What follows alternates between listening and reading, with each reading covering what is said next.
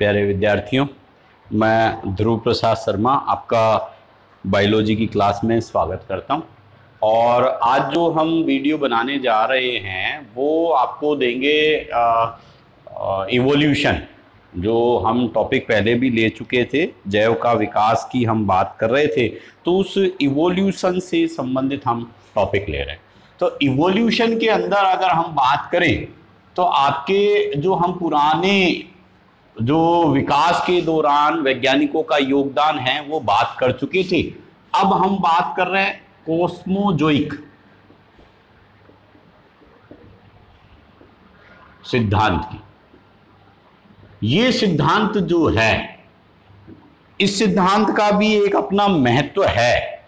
इस सिद्धांत को जो आपके वैज्ञानिक थे, पहले हम उनकी बात करें, लिविंग, कैल्विन, जो सिद्धांत के प्रतिपादक जिन्होंने ये सिद्धांत दिया, हम उनकी बात करें तो लिविंग, कैल्विन और ओरिनियस, ये तीन वैज्ञानिक थे। इन्होंने इस सिद्धांत को प्रतिपादित किया सबसे पहले। अब इस सिद्धांत के अंतर्गत ऐसा है क्या जिसमें हम बात करें कि कॉस्मोजोइक सिद्धांत दिया गया, तो उसमें ऐसा क्या कहा गया कि ये जीव विकसित हुआ तो पृथ्वी पर कैसे हुआ? तो उन्होंने क्या बताया? इन्होंने बताया कि जो ब्रह्मांड है आपका, उस ब्रह्मांड में से सूक्ष्म जीव, माइक्रो ऑर्गेनिज्म जो हैं, सूक्ष्म जीव का विकास कैसे हुआ? ये जीव सूक्ष्म बौछारों के रूप में, सूक्ष्म बौछार कुछ स्प्रे के रूप में अन्य ग्रह से पृथ्वी पर आए, और पृथ्वी पर आने पर इनका उद्भव हुआ। तो जो जीव का विकास पृथ्वी पर कैसे हुआ, उससे संबंधित एक सिद्धांत है कॉस्मोजोइक सिद्धांत। उस सिद्धांत का प्रतिपादन लिविंग, कैल्विन और आरेनियस, ये तीन वैज्ञानिक थे, उन्होंने दिया। और इनके अनुसार जो मत प्रस्तुत किया गया वो क्या किया गया कि जो यूनिवर्स है, पूरा ब्रह्मांड है, उससे सूक्ष्म जीव, माइक्रो ऑर्गेनिज्म जो है, छोटी छोटी बूंद के रूप में हमारे अन्य ग्रहों से पृथ्वी पर आए, और आने के बाद यहां विकसित होते गए, और विकसित होने के बाद जीव की उत्पत्ति पृथ्वी पर इस प्रकार हुई। ठीक है। फिर यही हम अगर बात करें तो देखो, एक प्रयोग और बात करते हैं आपके जीव जननवाद। जीव जननवाद, ये जो थ्योरी है, ये इंपॉर्टेंट थ्योरी है और कई बार अक्सर करके पूछी गई है। इस थ्योरी का प्रतिपादन फ्रांसिस्को रेड्डी ने किया। ये एक वैज्ञानिक था जिसने इसका प्रतिपादन किया, और फ्रांसिस्को रेड्डी ने जीव जननवाद दिया। और जीव जननवाद के अनुसार उन्होंने क्या कहा, वो मत क्या था, एक बार सुनना। इन्होंने कहा कि जीव की जो उत्पत्ति है, जीव का ओरिजिन जो है वो किससे हुआ है? जीव से। मतलब जीव से उत्पन्न होता है, इन्होंने ये बताया। तो ऐसा नहीं है इन्होंने हवा के अंदर ही ये बात कर दी और ये सिद्धांत दे दिया कि जीव जननवाद जो थ्योरी दी वो ऐसे ही दे दी, ऐसा नहीं है। एक्चुअल में इन्होंने एक प्रयोग किया। इन्होंने क्या किया? इन्होंने जार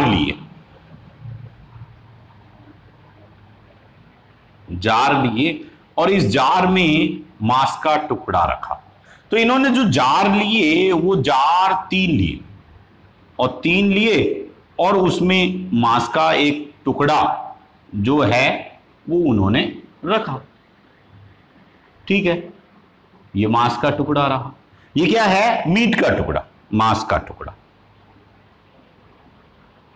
अब इन्होंने जो ये ए बी सी तीन स्थितियां ली, एक में क्या कहा, जार के मुंह को खुला रखा, इसमें मुंह खुला था। दूसरे के अंदर उन्होंने क्या किया, इस पर कॉर्क का ढक्कन लगा दिया, जिससे ये पैक हो गया। मतलब ये तो खुला था और ये कैसा हो गया, एकदम बंद। और तीसरा जो था उस पर यहां उन्होंने कॉटन या मलमल का कपड़ा लगा दिया। इन्होंने प्रयोग किए और इस प्रयोग के अंतर्गत क्या किया, सुनना बड़ा ध्यान से देखना। इन्होंने फ्रांसिस्को रेड्डी ने 3 जार लिए और इन 3 जारों में उन्होंने स्थिति एक रखी कि तीनों जारों में मांस का टुकड़ा रखा, मीट का टुकड़ा ये रहा, ठीक है। और फिर इन्होंने क्या किया, इस मांस के टुकड़े को क्या खुला रखें या वायु के संपर्क में रखें या नहीं रखें, उस तरीके से 3 स्थितियां पैदा करी। एक को तो बिल्कुल खुला छोड़ दिया, दूसरे को कॉर्क लगा दिया, मतलब बिल्कुल पैक कर दिया, पूर्ण रूप से बंद, पूर्ण बंद है। और यहां ये मांस का जो टुकड़ा है ये वायु के संपर्क में है, ये वायु के संपर्क में है। क्यों? क्योंकि वायु जो है कांटेक्ट में एयर के, वायु इस कपड़े के थ्रू अंदर आ भी सकती है और बाहर भी जा सकती है। 3 स्थितियां इन्होंने बना दी और इसको कुछ समय के लिए छोड़ दिया। तो छोड़ने के बाद इन्होंने क्या देखा, मक्खियां जो हैं वो मक्खियां यहां आई और आने के बाद में यहां पर मक्खियां जैसे जैसे आती गई तो उन्होंने अपने अंडे दिए यहां पर, और अंडे देने के बाद यहां जीव उत्पन्न हुआ, यहां जीव उत्पन्न हुआ। क्यों? क्योंकि ये खुला है, मक्खियां आती गई, अंडे दिए, फूड मिल गया, मीट मिल गया, जीव उत्पन्न हो गया। दूसरे के अंदर मक्खियां नहीं जा पाई, इसमें जीव कभी भी उत्पन्न नहीं हुआ, ठीक है। तीसरा, इस मलमल के कपड़े पर क्या हुआ, मक्खियां अंदर नहीं जा पाई, तो मक्खियां अंदर नहीं जा पाई तो यहां क्या होगा, जो मक्खियां हैं वो यहां आएंगी, आने के बाद अपना अंडा देंगी और अंडे यहां दिए तो कुछ कपड़े में से अंडे कुछ यहां आ गए, निकल गए कपड़े में से, और कुछ आ गए तो कुछ मात्रा में यहां जीव बना, कुछ जीव उत्पन्न हुए। तो देखो 3 स्थितियां रखी और 3 ही परिणाम मिले। तो इन परिणामों के आधार पर उन्होंने सोचा कि देखो जीव अंदर आ रहा है तो जीव बन रहा है, पर जीव अंदर नहीं आ पा रहा तो जीव नहीं बन रहा। इस आधार पर उन्होंने निष्कर्ष निकाला कि जीव हवा से अपने आप नहीं उत्पन्न होता, जीव जीव से उत्पन्न होता है। इन 2 परिस्थितियों के अनुसार।